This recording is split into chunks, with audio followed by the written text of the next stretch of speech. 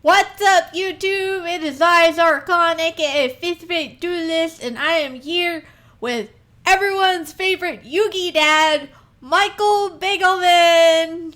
We all know Hello. Michael from his work with Flunder, and he was featured in a Flunder match at YCS Pasadena. Um, and it was really, really dope. So, Michael, would you like to introduce yourself? Yeah, sure. Thank you for having me. I actually started playing Flunder before the deck even came out, as weird as it is. I used my printer, I printed out like proxies, and I was like, wow, this deck is like super cool. I want to say it was like November last year, something like that.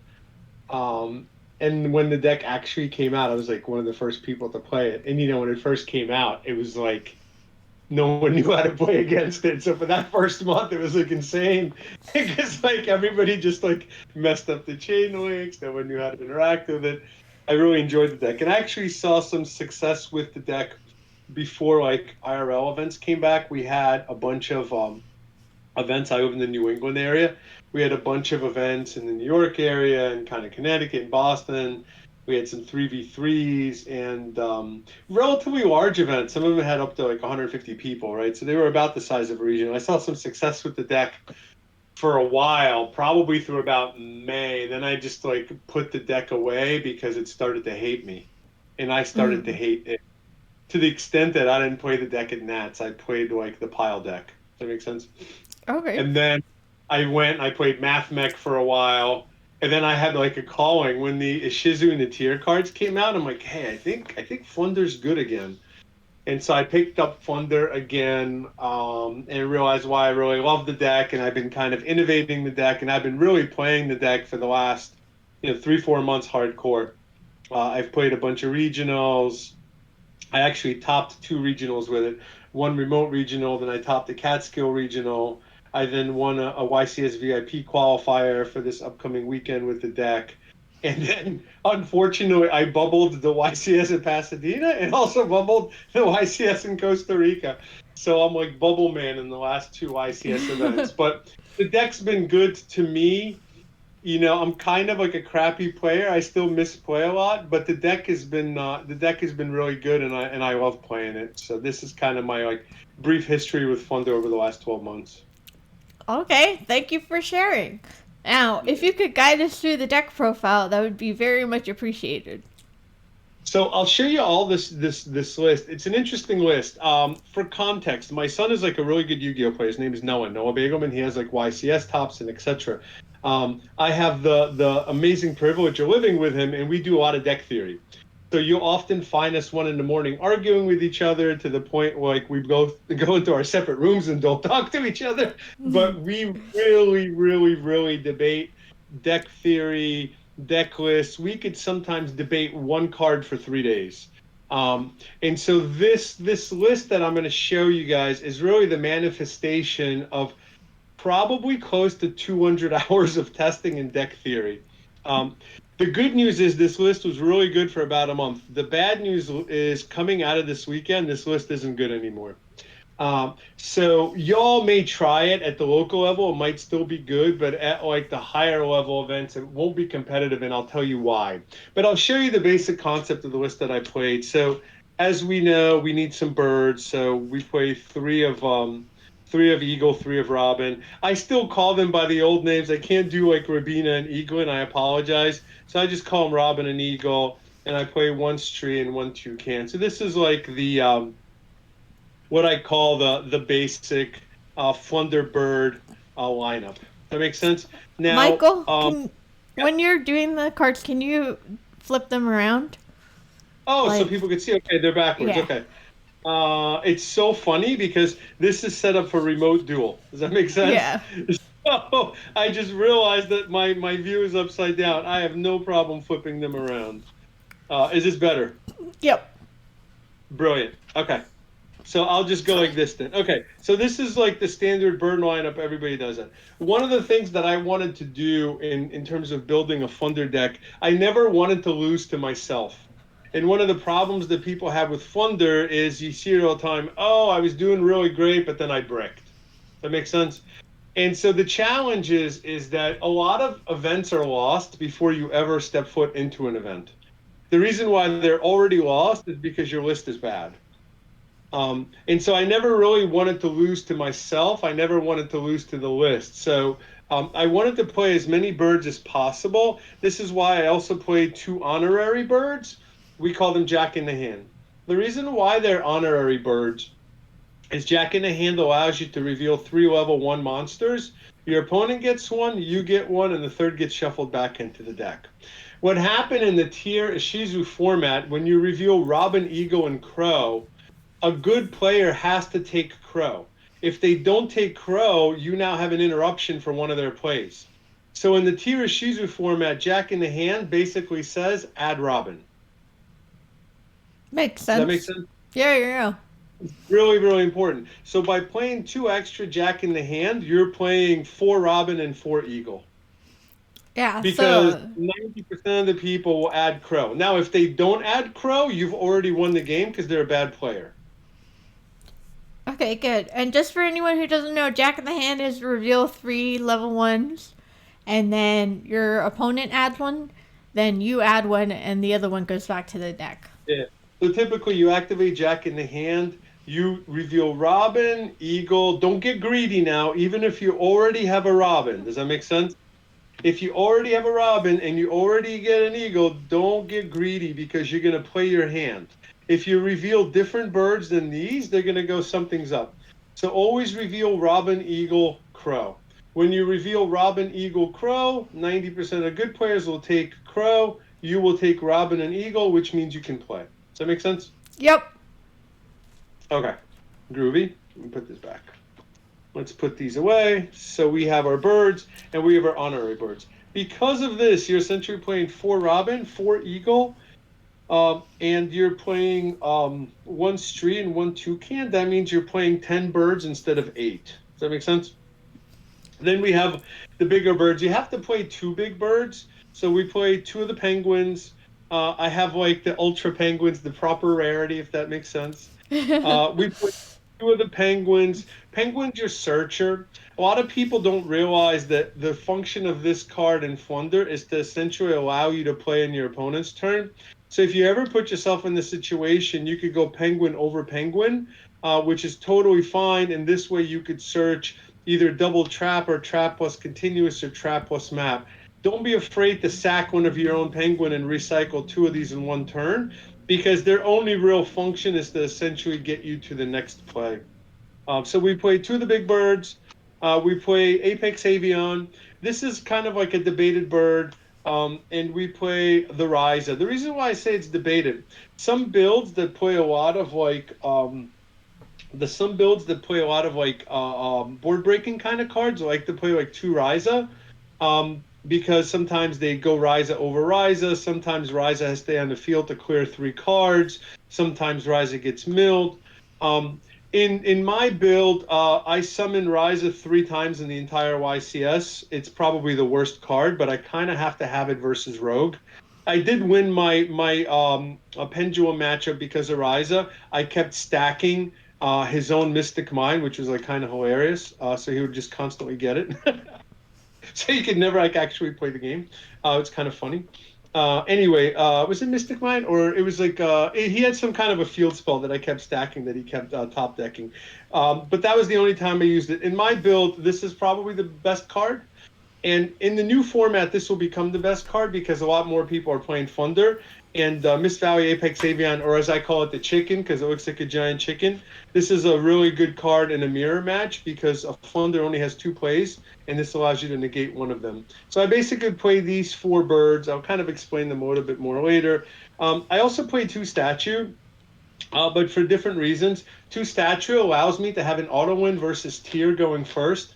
If you end on map, trap, penguin, statue, it's impossible for you to lose unless you make a really bad mistake.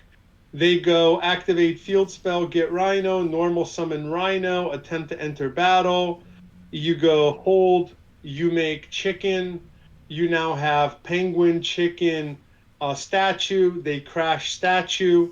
With Rhino, you say no problem. If they activate talents, you chicken negate. Then you flip the trap and you summon the second statue and they scoop.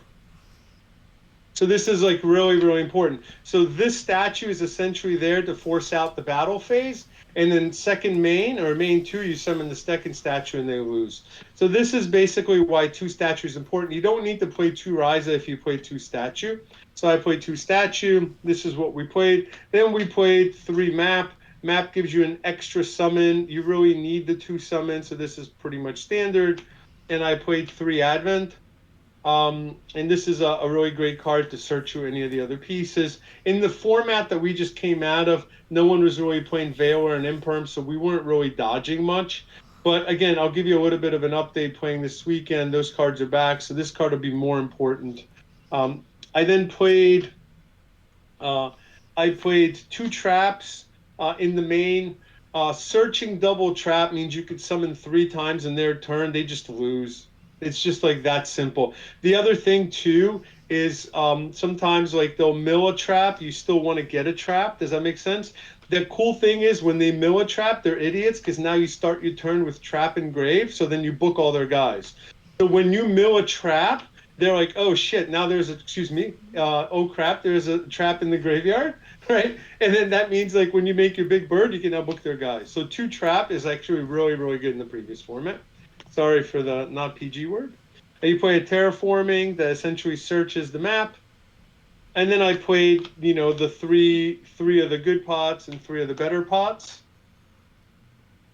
And all these so far are kind of standard other than the 2 trap and the double statue and the jack in the hand.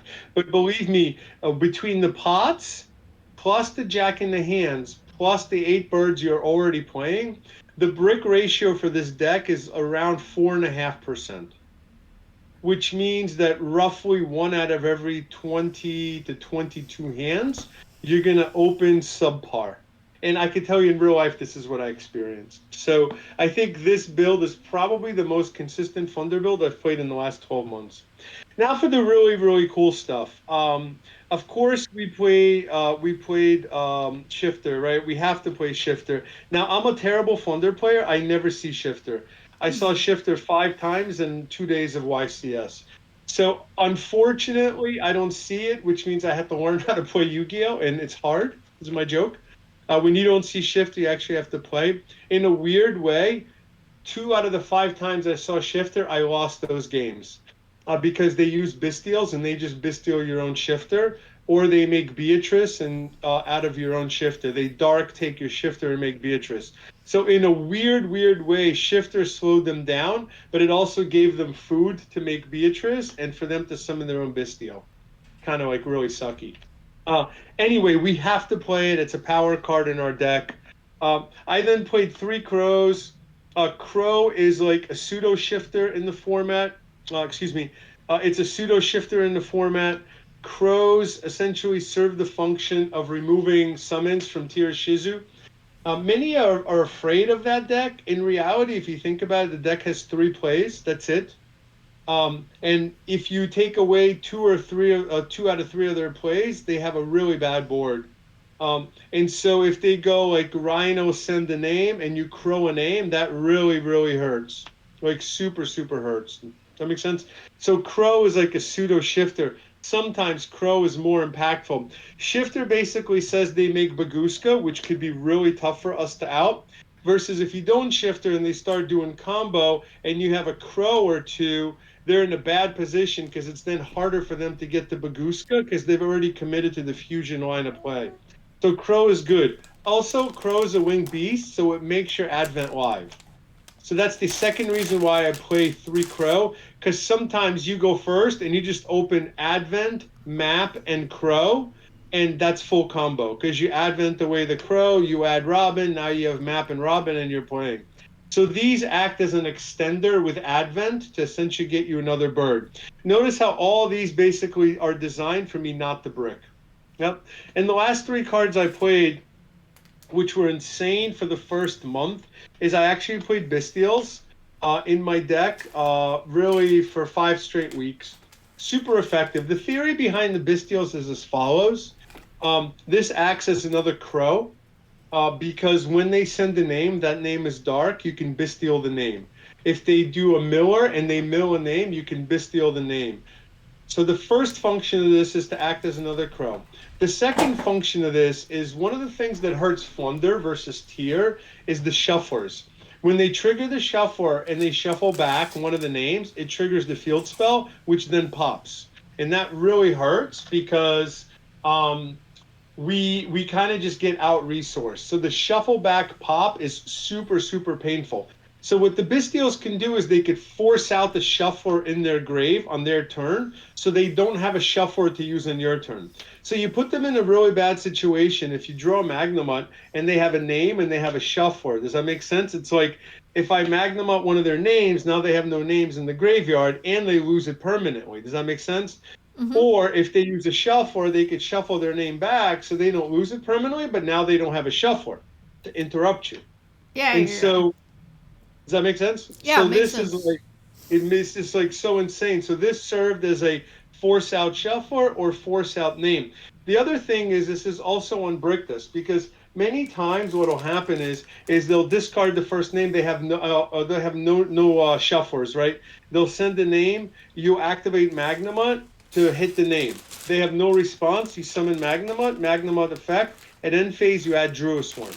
This puts them in a really bad situation.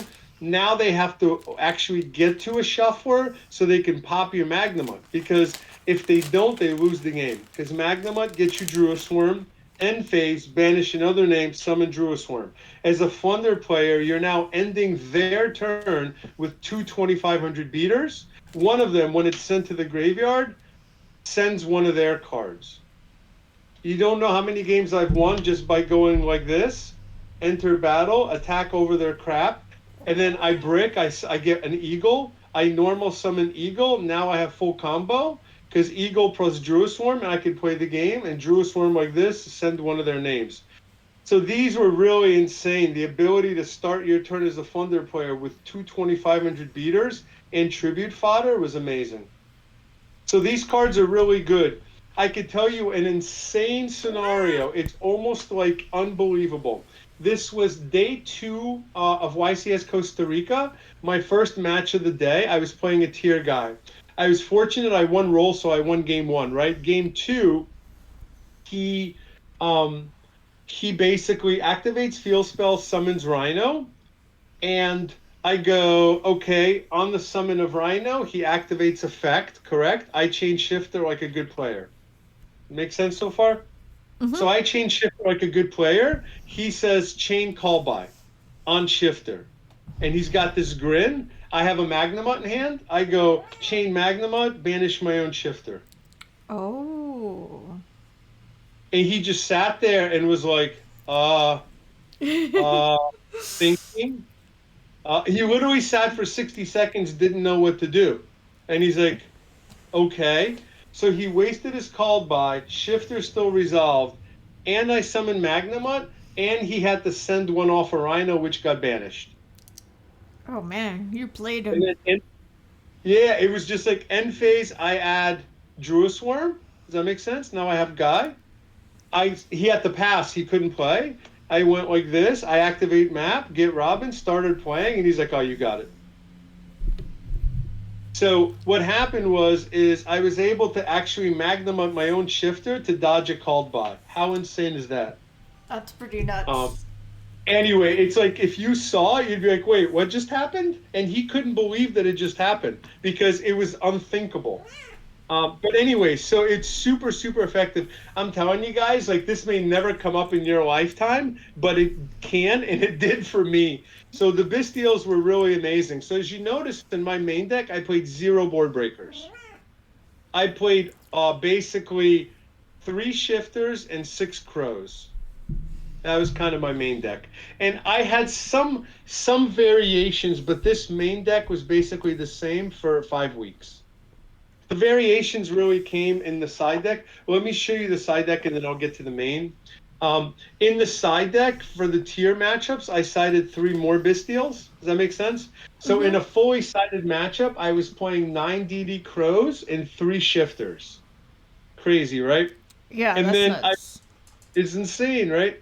And then what I was also citing is I was citing 3 more crows because infinite impermanence on Kaleido is the same thing as crowing the fusion. Does that make sense? Because they just don't get the search. So essentially, we played 6 Bestial, 3 Crow, and 3 Imperm. That's like 12 DD Crow context.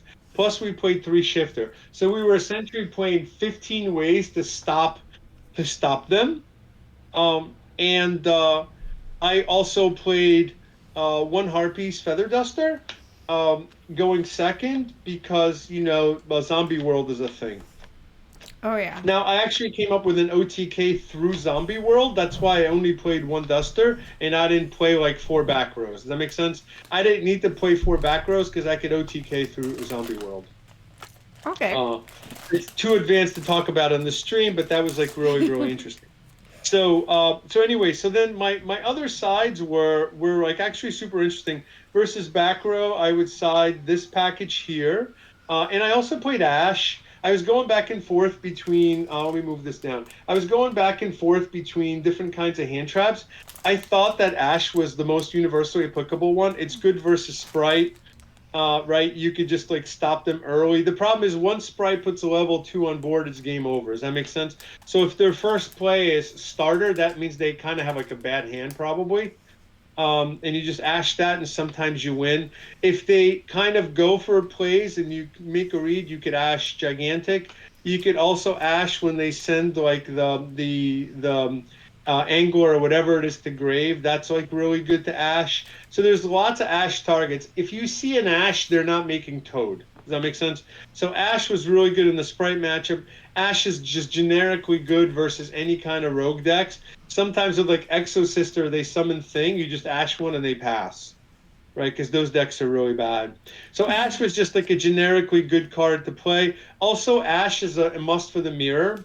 I expect to see mirror matches. So Ash and Imperm plus the back row is really strong in the mirror. That's kind of like the play. And then those are all my going second cards. And my going first cards, I played very few because I felt my list was so strong going first. Anything I would side would just be like win more. If I got the map, trap, penguin, statue, the game was already over. And so what I wanted to do was maximize how do I get the map, trap, penguin, statue, and my win rate was basically 100%. So for going first, I only sided 2 fragrances. The reason why I chose anti-spell fragrance is the only thing that made my life really miserable is a zombie world that they top decked. Does that make sense? In their top 5-6 cards.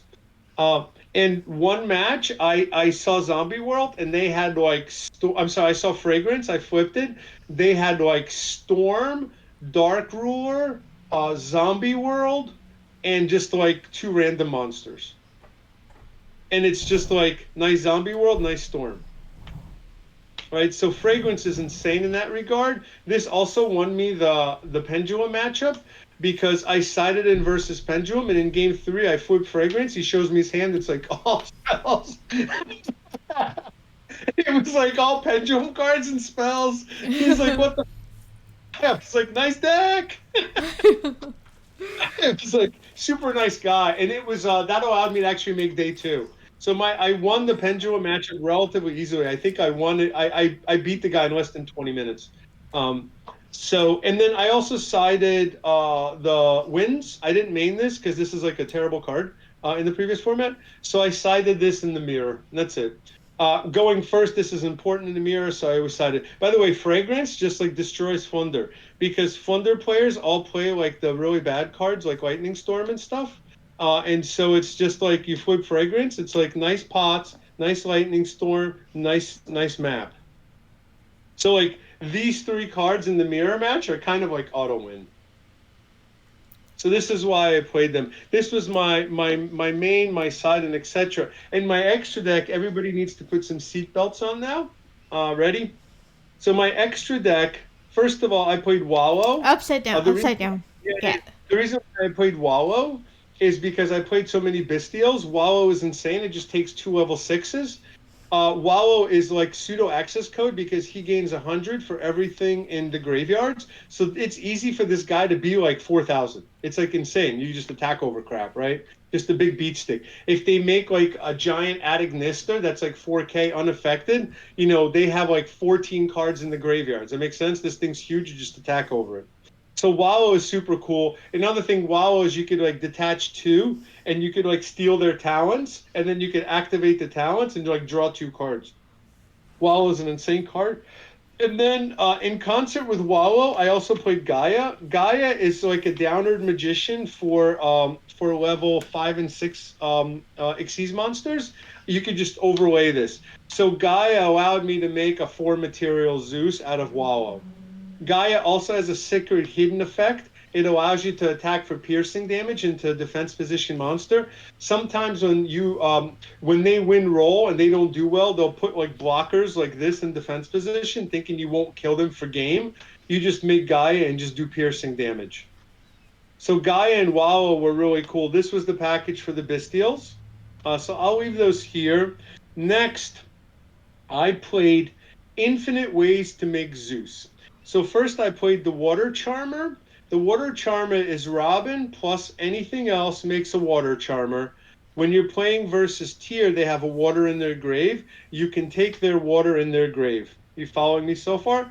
Now you have a 2 plus a water. It could be a Rhino, whatever. You then turn those into a Gigantic. So you play your own Gigantic. So you basically, the game is you go Charmer, Rhino, link those into an elf. Now, because you used your own Water Charmer and they have a monster, you elf reborn your own Water Charmer, and now you overlay these two for your own Gigantic. So this was like insane, and I did this a lot. So in testing, it really came up. So it's like Charmer, take water, water make elf, elf reborn Charmer, overlay these two for Gigantic. It's 3,200 now. You attack. You then make Zeus, and then they cry. So this package here was really, really good. I also played Tornado Dragon the night before, and at a local event, I won a game using Tornado Dragon. I like bricked up. No, I'm sorry. He had Zombie World. My bad. He had Zombie World, so I got the 2 statues. So what happened was I used Tornado Dragon out of the 2 statues. I then attacked with Tornado Dragon, and then I made Zeus out of the Tornado Dragon. And so because I played 2 statue, the Tornado Dragon with 2 of the statues, because it's also wind, really comes up. I then played the wind charmer. This is key, kind of like the water charmer, same concept, but now with wind monsters. I played a Phoenix because back row is a thing. The nice thing about Phoenix is Phoenix plus any other monster gets you to an elf, and an elf could reborn the Phoenix, and you get the idea, right? Because this is also a link too. I then played Unicorn. I played Dark. I played Anima. This is like my whole package to then allow me to get the access code. This deck allows you to OTK through Zombie World. You can make access code with a Penguin for exactly 8,000. And then I played the traditional Zeus package. These are my 15 cards. Wow. As you could tell, a lot of thought went into every single card in this build. And over like a 5-6 week period of time, like I said, I saw some level of success. I did top 2 regionals. I got 7th twice. Like I said, I won the VIP qualifier. I went 8-1-2 at YCS Pasadena for 26 points. Unfortunately, there were a lot of people, so it wasn't enough for me to top.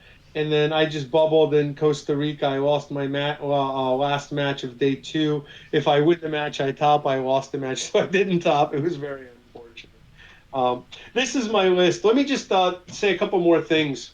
It's super sad that in Yu-Gi-Oh! The meta changes sometimes very quickly. I played in Hartford this weekend, and it was a rude awakening. First of all, nearly 40% of the decks were Sprite, so Sprite is back. The other thing is, like, everybody's playing hand traps now. I got Veiled out the wazoo. I was like, what is going on? Veilers, Ashes. Some of the decks are playing as many as 20 hand traps. I think people basically figured out if you don't hand trap tier, you just lose. and like the board breakers are just not sufficient because all the stuff triggers, etc., etc., etc. So the super sad thing is the Bystials are no longer viable. The reason being is when you Bystial and you put a 6 engrave, or let's say they have a miller and they mill a Bystial, they'll then dark take your Bystial and make their own Beatrice. They'll send Banshee and make Zombie World, and you just lose. So what happened is I mean, I still did okay at Hartford. I got 28th. I threw a match to Sam Chung, and he's like a really, really good player, and I totally misplayed. Sam wound up getting fourth at the event. I didn't do terrible. It was like, a really large regional, I still did well enough to get an invite, right? That kind of thing.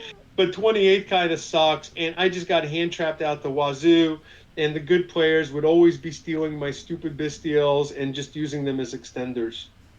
And it was like really, really frustrating. So coming out of this weekend, I made some pretty wholesale changes to my deck to adjust them to the current format. And I'll be playing a new version of my deck at this remote YCS this weekend. And if I do well, maybe I'll come back on and share the spice. Oh, yeah. We'll love to have you. You're a friend of the stream.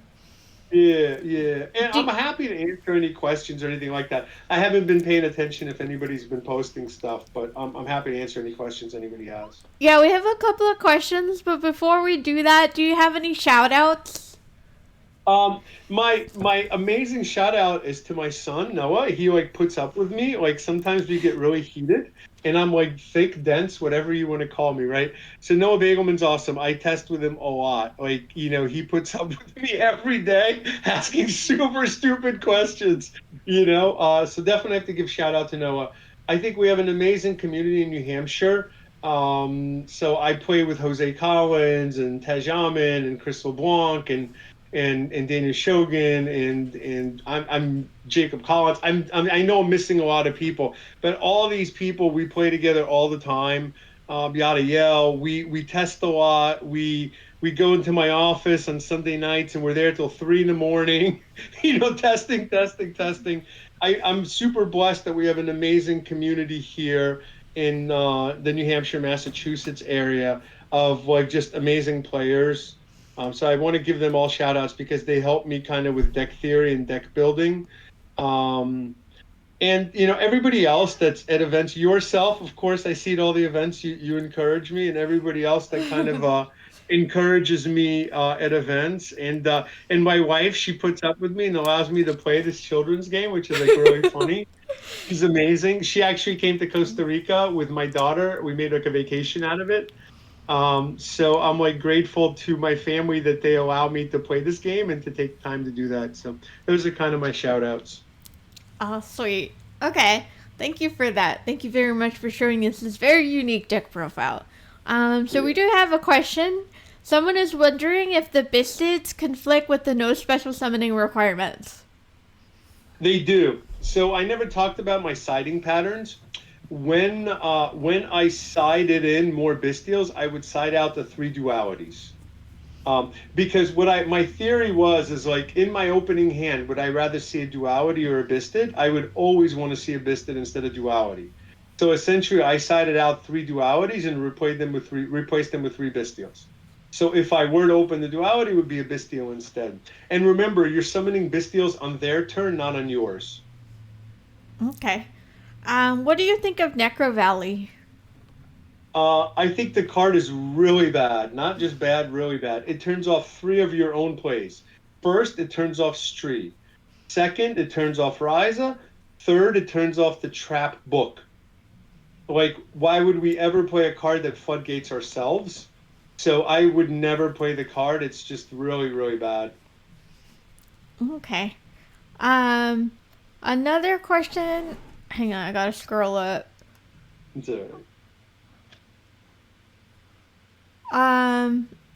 Any thoughts on anti-spell conflicting because you play a lot of spells? Yeah, this is sketch. Trust me, I caught a lot of heat for making this my deck choice. Here is what's really important. If you're playing a build that is very like evenly Dark Rule or Lightning Storm, I would not suggest you play this. If you think about how I constructed my build, I basically don't brick Czar. Do you follow? Mm-hmm. Just because, like, the way that I've constructed it with Jack in the hands and pots and crows for the advent, I don't brick. And so the key is I'm banking on my deck list to get me to a full board. And once I have full board established, I don't care if I have 3 dead pots in my hand. It just doesn't matter because I've already won the game. Because once you can get the map, trap, penguin, statue, the game is already over. If you're not winning, then you need to like think about what the problem is. The game is basically over at that point. It doesn't matter if you have fragrance. So you're not really floodgating yourself in that regard. Okay. I like it. I want to tell a story about Mike. So I met him in New York at Gamers Choice for the first in-person tournament that was back. There were 200 people there. And I walked to him, and I was like, "Oh, are you Jeff Leonard?" And he was like, "Oh, no, I'm not." And then I was like, "Oh, I think that's racist of me, or ageist, or something like that." And then we both ended up topping that tournament. And I was going to play Mike if he won his match versus Carter. But he didn't. And then I lost to Carter. We both lost to Carter, who won the event. I got top 8, you got top 4, right? It's crazy. Top 2. Top 2. Oh, yeah. I got top 4. I totally forgot. I got top 8 at another event. You're right. I got top 4, and you got top 2. You got second. Yeah. I totally forgot about that. Yeah, it was so sad. I was playing Salad, and we both kind of opened subpar, but I go like thing for Jack, and he's like crow. I'm like, well, that's not good. I'm like, okay, fine. He bricked. That's one. I go next play. I go spinny. He's like crow. I'm like, okay. You like 7 more bricks again. Next play, I'm like another spinny. He's like crow. I'm like, okay, guy. It was just, and then he basically went through all 3 crows, and then he finally top deck into array, and the game was over.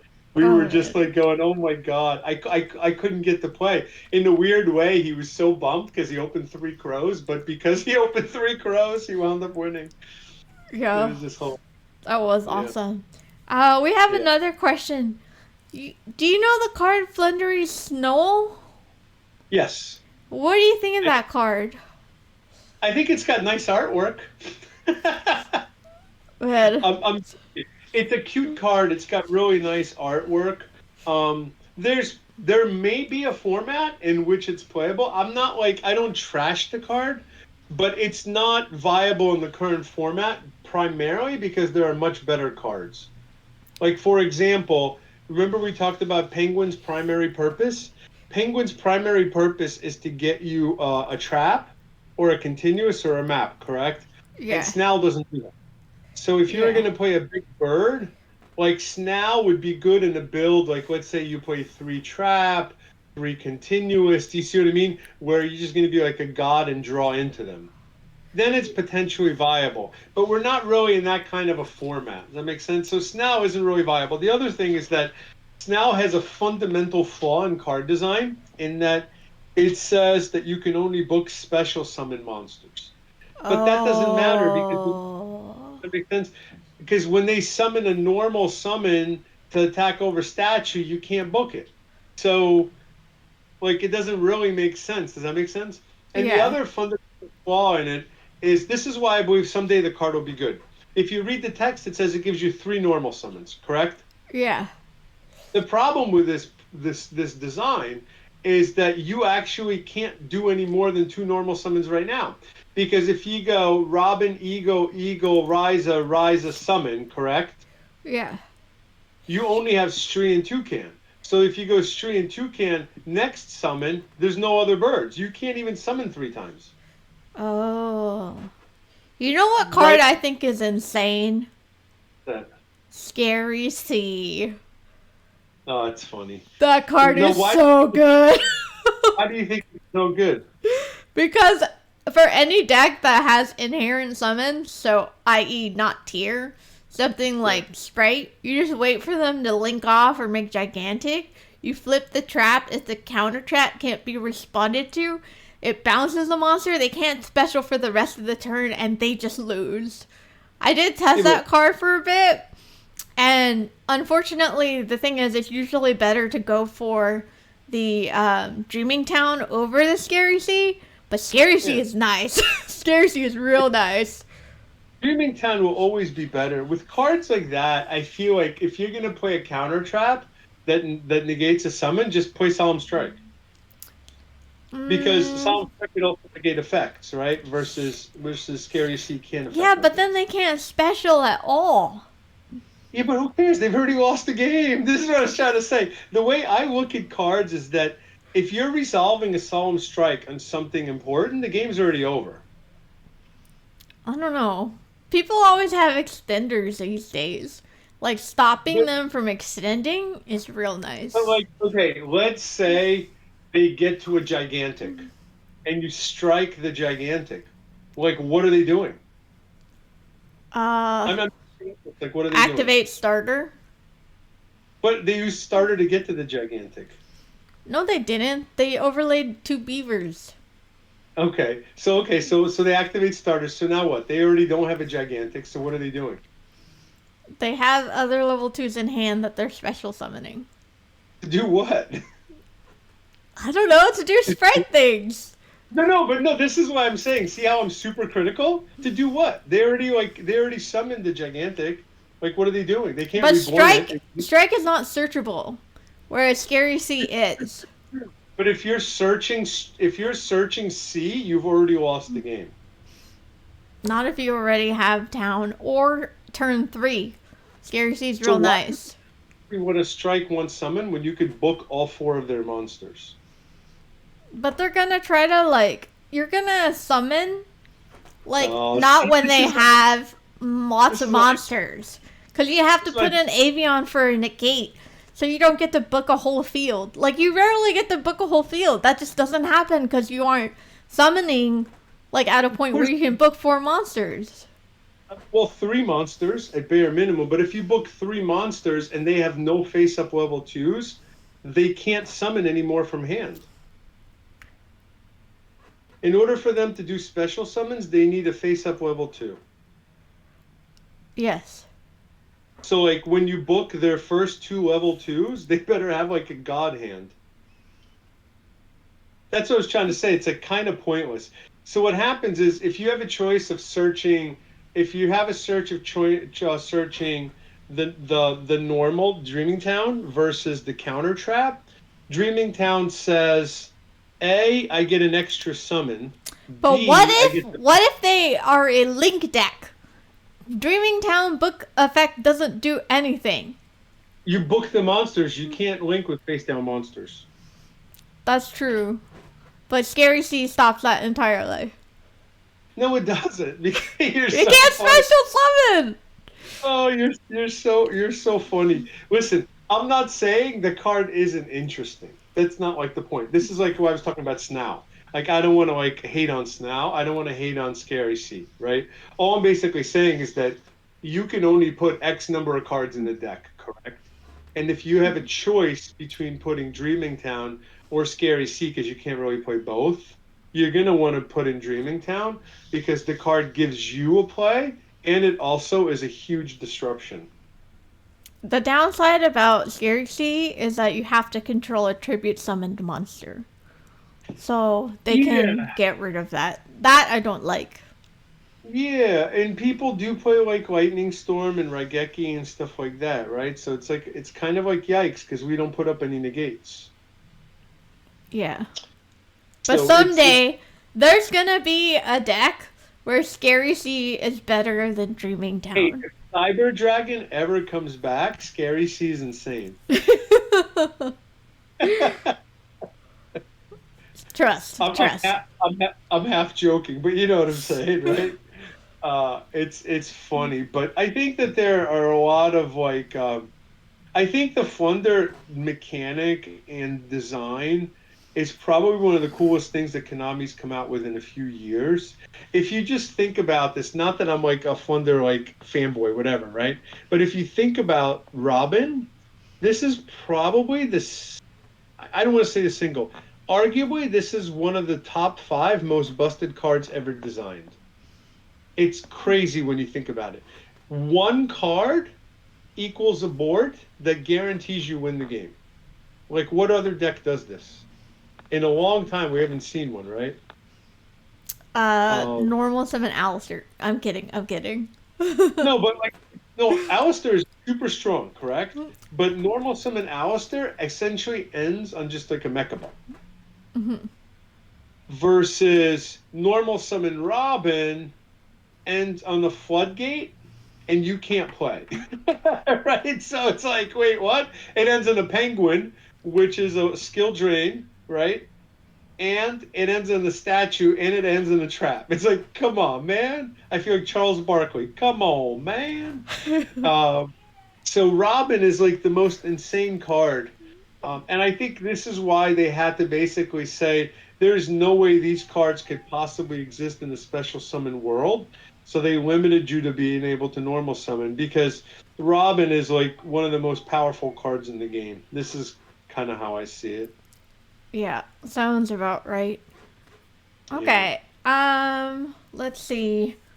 Do you want to talk about tips for the mirror match? Yeah, tips for the mirror match. There's a secret to the mirror match. I could teach you how to get better at the mirror match. It requires one being humble. What you do is you set up a board of map, trap, statue, penguin. You draw cards, and you pretend like you're playing versus another player. This is what you should do for practice. If you want to shortcut the process, in a mirror match, Apex Avion is really, really key. That's how you win the mirror match. The reason being is the way that the chain links work, you can get to the point where you negate one of the summons. And then remember, Apex Avion bounces itself back to the hand, correct? You then activate Trap and you summon Apex Avion again. So when they go their normal, you negate that. Flunder is an amazing deck. The problem with the deck, it only has two plays. It has a map summon and it has a normal summon, correct? So if you interrupt the map sequence and you negate that, and then you use Trap to put Apex Avion back on the field, Penguin's not important. Then when they go normal summon, you negate that, their turn is over. So the key is you got to get to Apex Avion and try to get to this card. I won a match without this card because I simply got the Apex Avion first. And so if you could get to this card plus Apex Avion, it's a really quick game. But try to get the Apex Avion to negate their plays. This is the key. If you think about it in simple terms, you have board, they activate map, they summon, you go chain, summon, they summon, you add, you summon, add off an eagle, tribute over your own penguin, and stick an Apex Avion. They're gonna have a naked second bird. That's the bird you negate. Think about they do this. They go map, reveal Robin, banish eagle. Correct? Mm-hmm. So when they summon eagle, it's going to be naked.